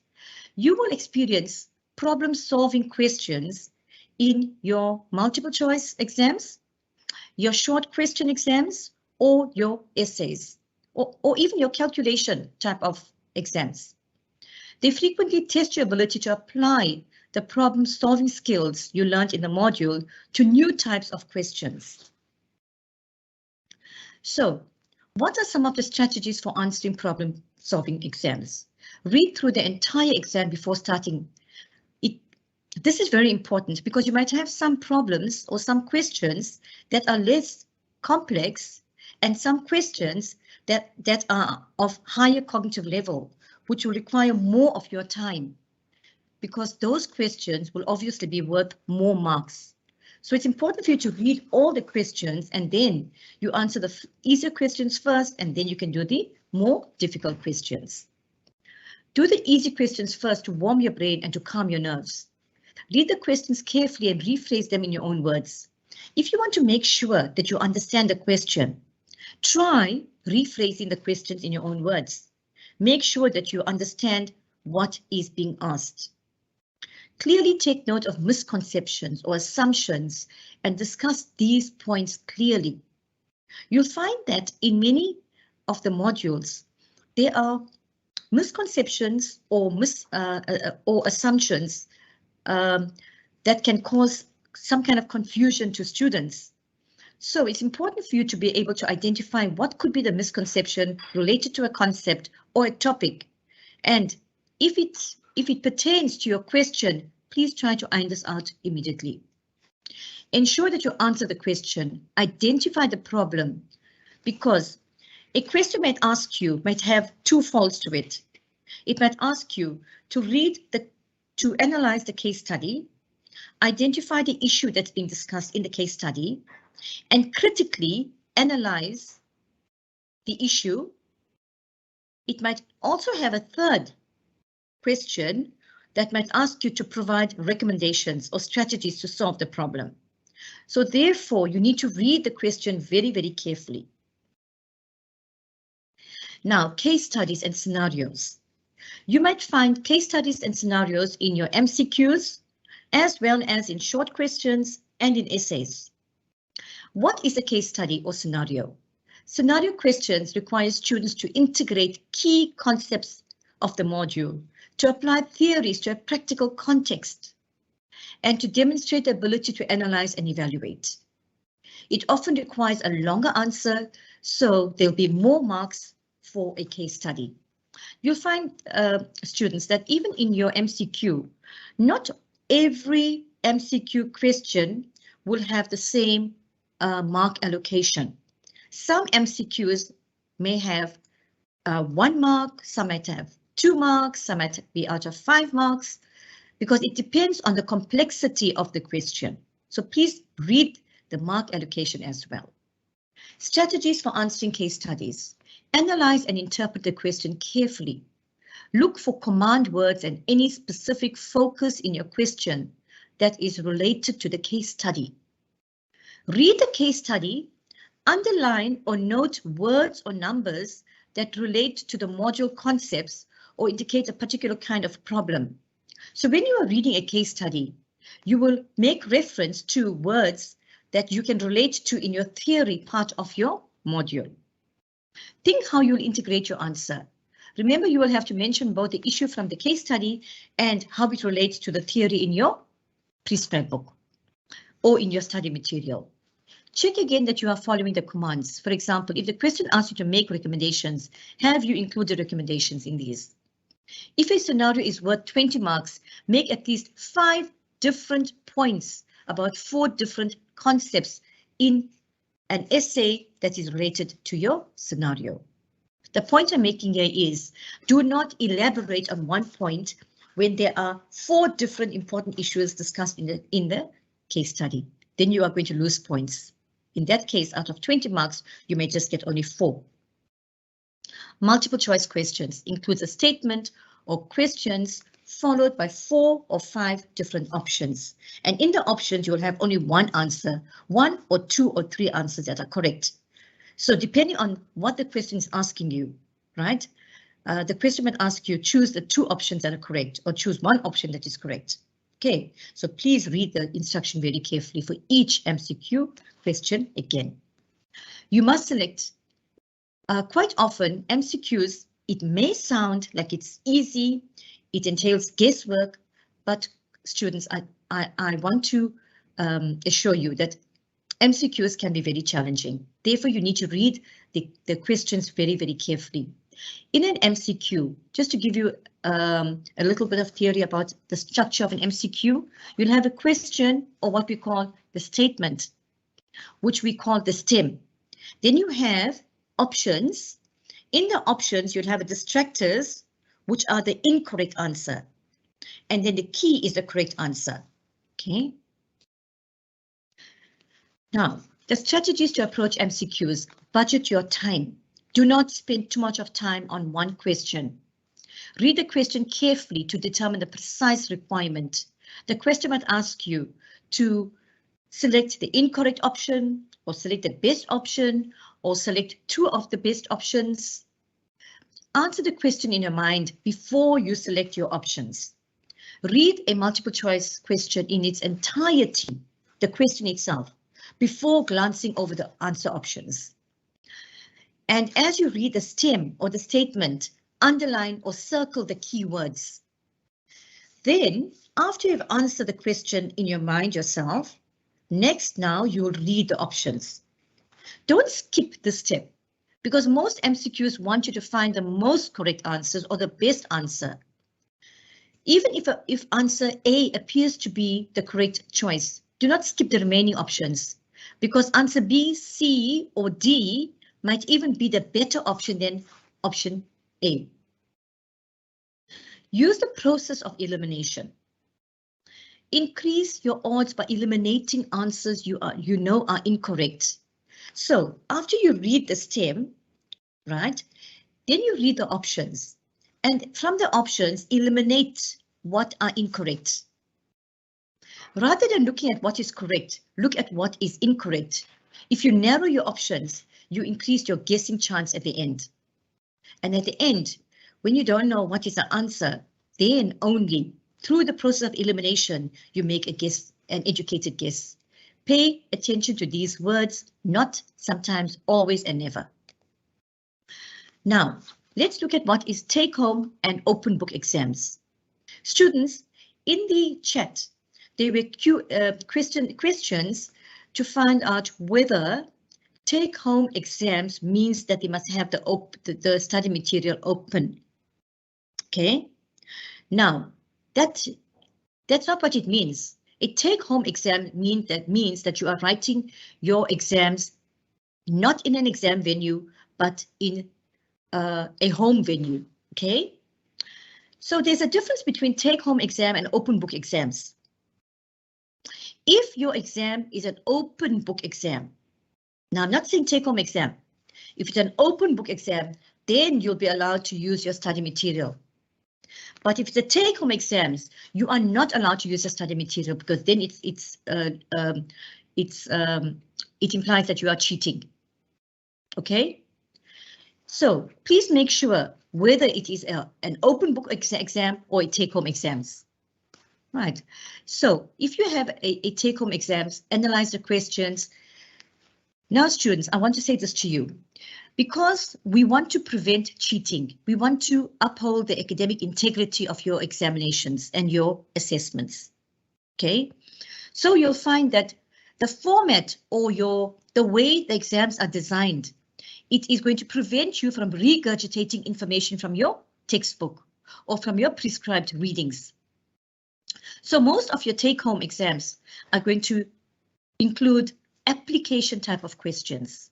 So when we ask application type of questions, we expect you to produce or to provide your own practical examples to demonstrate your understanding. Okay, revise your work, don't submit the first draft, keep enough time to ensure that all your questions are answered. If you leave out any questions, you are going to be marked down. Beware of plagiarism, do not copy, reference your work. Yeah, okay.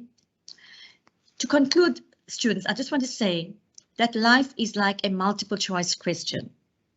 Sometimes the choices confuse you, not the question itself. And I thank you. Thank you so much, Salosh, for unpacking that. I like the way you ended it up. That's quite a nice quote for our students to take into consideration. But also, you actually helped our students very nicely to see what are the different types of the assessments, but more specifically, how they can prepare for the assessment. And I think this is quite important for us to think about. How do you actually prepare for the assessment? And you've given the students quite a number of good input into this, and I think that's some really valuable bits as they start preparing.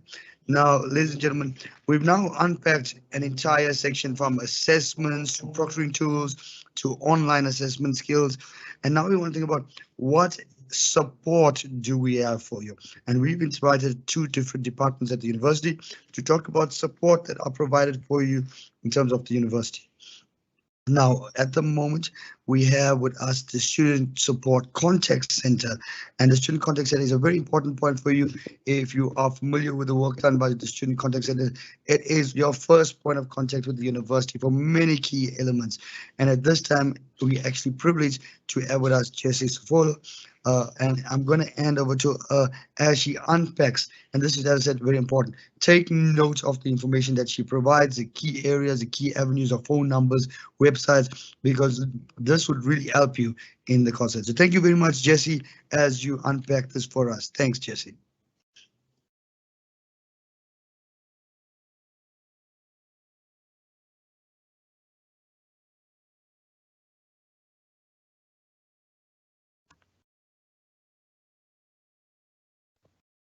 Thank you, Denzel, for the opportunity to present ourselves. Good morning, students. Good morning, colleagues. The contact center briefly is where you go to or should go to for any student support help. So we've done a small presentation just to take you through how you can reach us. See in the next presentation, my apologies. Okay. Basically, the next slide just shows us where our offices are. We are based in 2 campuses. Although we are not accessible to students, we are based at those offices. We are only accessible to student support via our contact numbers and other mediums of entry. Our operating hours under normal circumstances is 8 to 4. And we've got our peak periods, which we deem as peaks, your exam, your application, your registration period, your graduation, or any other events that might require us to extend our hours for support. Under those circumstances, then we would support you between 8 and 7 o'clock at night, and we also open to support you between 8 and 2 o'clock on Saturday. And this will be applicable for the exam period. Our contact, how you reach us, and how to also escalate the matters. We have the 0800 number. We have 4 mailboxes, which is the normal general inquiries mailbox, which is inquire at. We've got data inquiries, which you would use to inquire about data. We've got your exam inquiries, which is specifically ring-fenced for exams and allow us to prioritize your inquiries. We also have my module 2022, which deals with everything that is module related. We do the first and in certain instances, also the second level support. When you emailing us, it is important that you confirm your student number. You email us via your Unisa mailbox email address. You include your student number and a brief description of your query. You also attach on the body of your email or your inquiry a screenshot of an error message should you be experiencing any, so that it's quicker for us to understand where you're coming from and what challenges are you experiencing, so that we are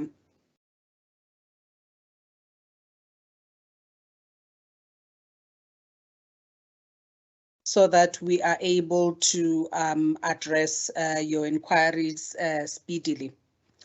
We have an escalation process, which is we have 2 line managers, one that manages the office in Pretoria and one that manages the office in Florida. Their email addresses are provided there, and you can email them. It doesn't matter which region or area you're coming from.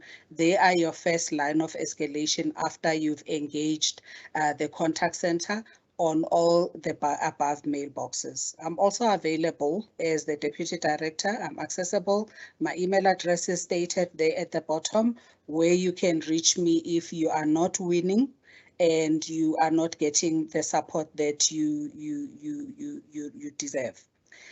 What we just want to also make note of is that we have high volumes of inquiries. So if we're not getting to you speedily, it's not that we are ignoring you, we are just going through the mail. Hence, we have ring-fenced the exams, because we know that for exam inquiries, you don't have time or the luxury of waiting for somebody to come to you. You need help ASAP. We've gone an extra mile. We've created and ring-fenced the web chat where you can DM us. Remember that your web chat, if you want to contact us, is via only the DM, not on the corporate page. It's the link is on your myExam portal. We can talk to you via a DM on your Facebook or Twitter page. Our consultants are waiting there to assist you. Thank you very much for an opportunity, and all of the best with your exam starting on Friday. Thank you, Denzel. Thank you so much, Jessie. And as you heard, Jessie is actually the Deputy Director for the Student Communication Center, and she's been doing some excellent work there, providing support to our students. So rest assured that you are in good hands, colleagues, especially as you start embracing the upcoming exams.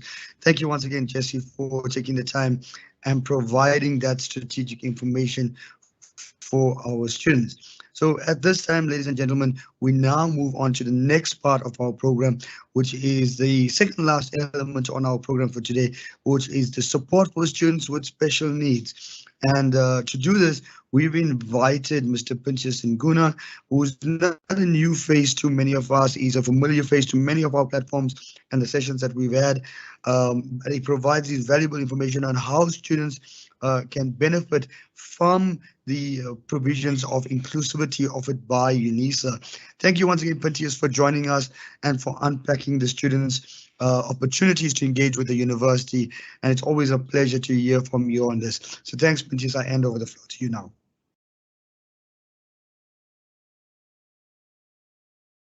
Good morning, students. As mentioned by the program director, my name is Pinchas Nguna from the Advocacy and Resource Center for Students with Disabilities. The Advocacy and Resource Center was established within the Office of the Dean of Students under Student Affairs to provide for the wide range of needs for persons with disabilities. The purpose of our today's presentation is to give you or to provide you more information on reasonable accommodation and online examination for students with disabilities. And also to confirm that students with disabilities are not inferior to non-disabled students. And the acknowledgement of diversity by recognizing that students with disabilities have different but equally valued learning needs. Ladies and gentlemen, COVID-19 exposed the need for students with disabilities to have a wide range of access technology in order to write their online examinations. Just to unpack the definition of disability, it says persons with disabilities include those who have long-term physical, mental, intellectual, or sensory impairments, which in interaction with various barriers may hinder their full and effective participation in society on an equal basis with others. Ladies and gentlemen, for those students who disclose their disabilities at the point of application, that increase their chances of them being placed without being put on the waiting list. And students who also disclose their disabilities at the point of application, they are assisted with bursaries. There are bursaries available specifically for students with disabilities. And this bursary assists students with your tuition fees, your prescribed books fees, and including the medical assessment fees. For prescribed assistive devices, for this academic year, we have 50,000 allocation per student. And again, for human support, those who require human support, for instance, students who are blind, maybe students who are quadriplegic, just to mention a few, they can also apply for a human support fee, which is 50,000 rands, and the 2,000 rands for medical assessment. And students who also disclose their status at the point of registration, they are assisted by completing special assistant form, and this special assistant form it enables the university to provide study material in alternative formats to the students, including Braille material. And students are also assisted to apply for electronic prescribed books, in particular our students with print disabilities. For special examination arrangements,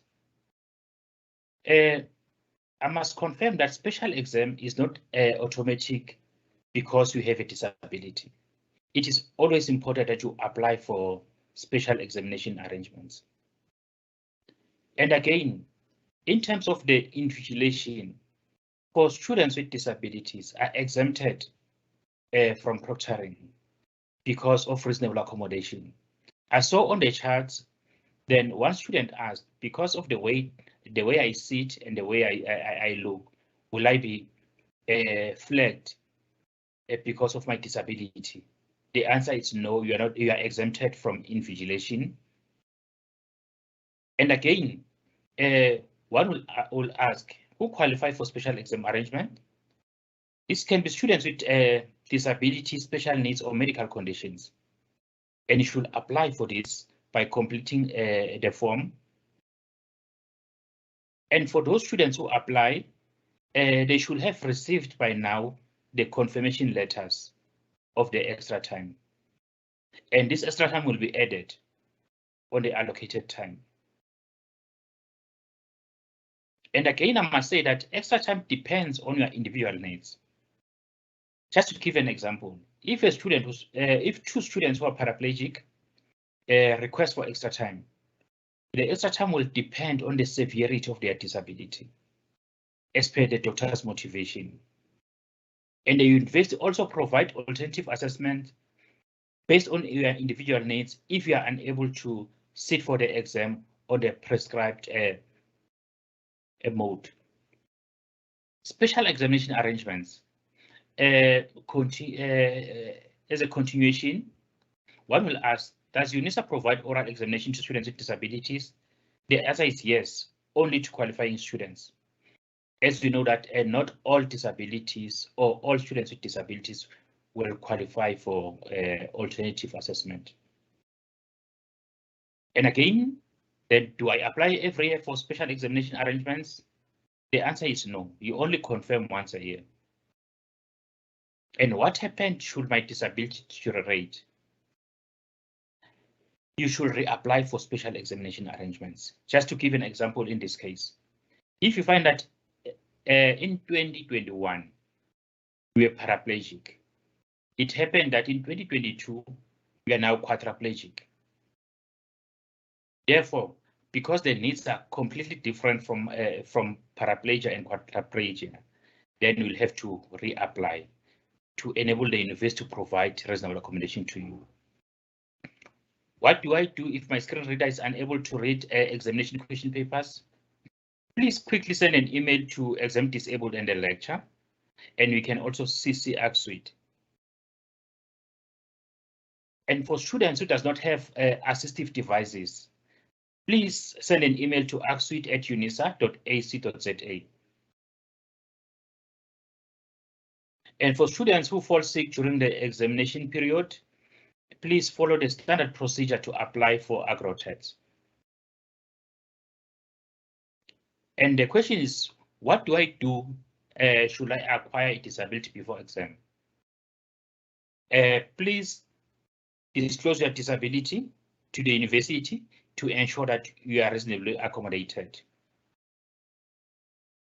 And the confirmation letters, I must confirm that it can only be sent to your myLife email address. And again, when you send the request for this letter, should it happen that you did not receive it, please use your myLife email address. In cases whereby you find that the assignment feedback that you've received is not acceptable, you're most welcome to send it to axsuite@unisa.ac.za to convert it into a format of your choice to enable you to adequately prepare for your exams. Even though the university provided study material in alternative formats, including Braille, it must be noted that exams cannot be written in Braille. This was done to make sure that you are you are well prepared to write your exams. I'd like to encourage students to test their assistive devices before exams, in particular those who received assistive devices recently from the bursary. And for our deaf students, it's always important to try to write in full, even though we know that at times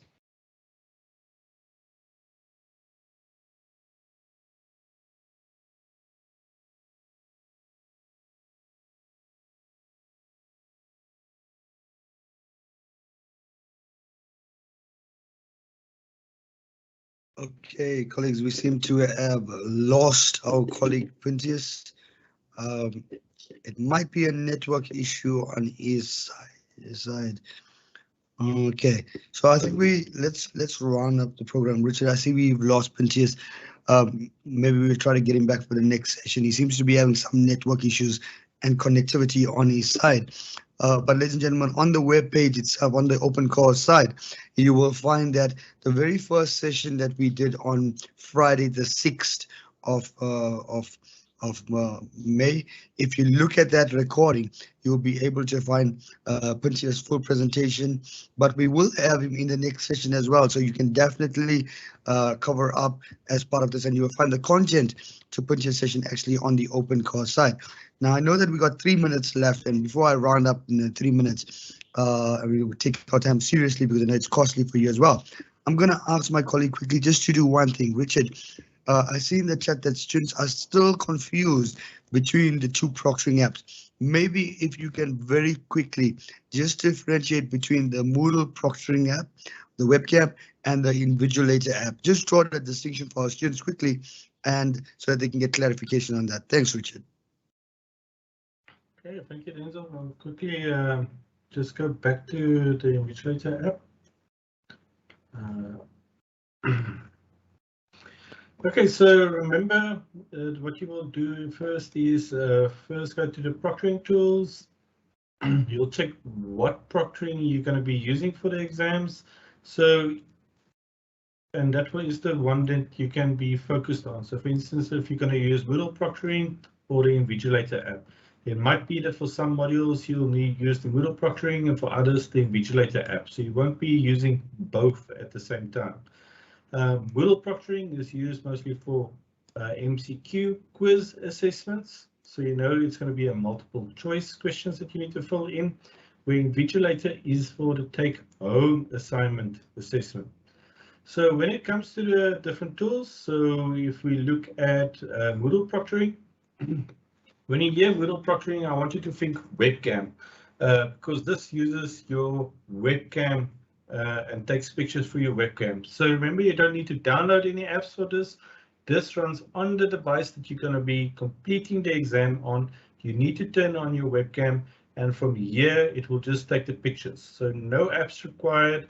It runs on the device you are doing the examination, and it is mostly for MCQ quiz assessments.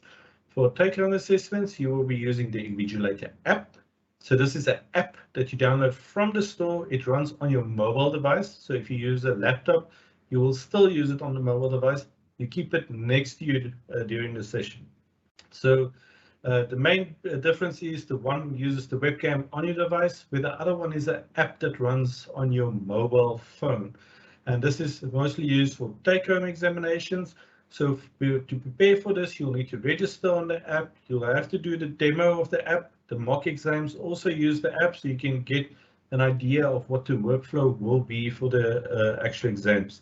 In the Invigilator app, you will then need to take photos of your script that you're going to be submitting, and you submit it in the app, and then you submit it on the myExams platform. The app, if you're using one device, for instance, just your cell phone to answer the examinations, you can, in the app itself, it got a browser that you can use to navigate to the myExams portal. You don't exit the app at any time. You access the learning management system from within the app. And remember, this is only for mobile devices. So if you have problems with the Invigilator app, you can contact the developers of the app. on their WhatsApp email, or you can visit the support website, and there is various methods of finding support for the Invigilator app. So just to so remember, the one is a standalone app that you're going to be using. The other one is already integrated. You just need to allow your webcam for that app to be used. Thank you, Denzel. Thanks, Richard. So, colleagues, ladies and gentlemen, just please remember, it's very important that you have a look at that tool, the Proctoring Tool Guide.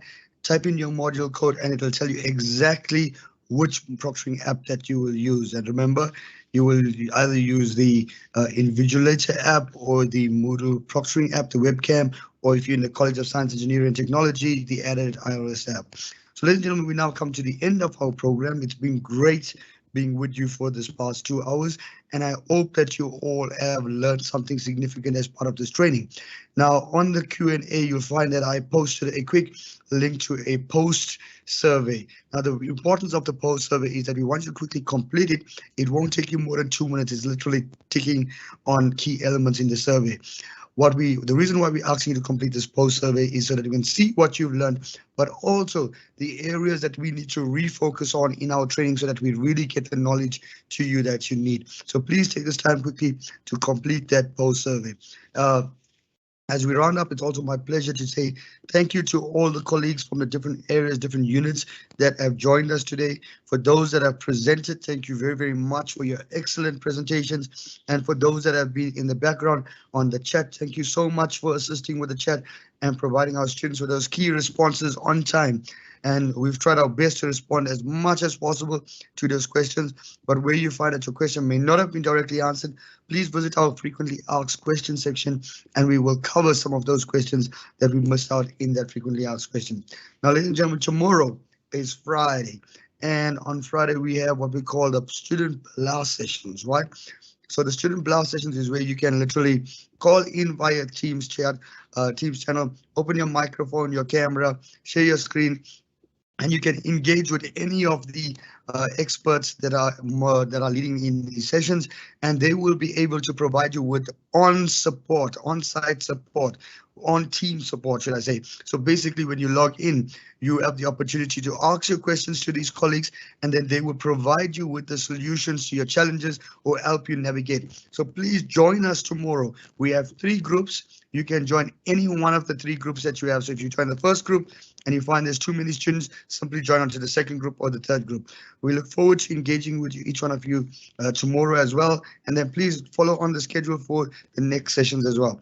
So thank you very much, ladies and gentlemen and colleagues that have been in the background and our facilitators. Thank you once again. And we wish you all the best as you get into your exams. And please take care of yourself. Remember to be safe, and all the best, ladies and gentlemen, colleagues as well. Take care. Thank you very, very much for joining us.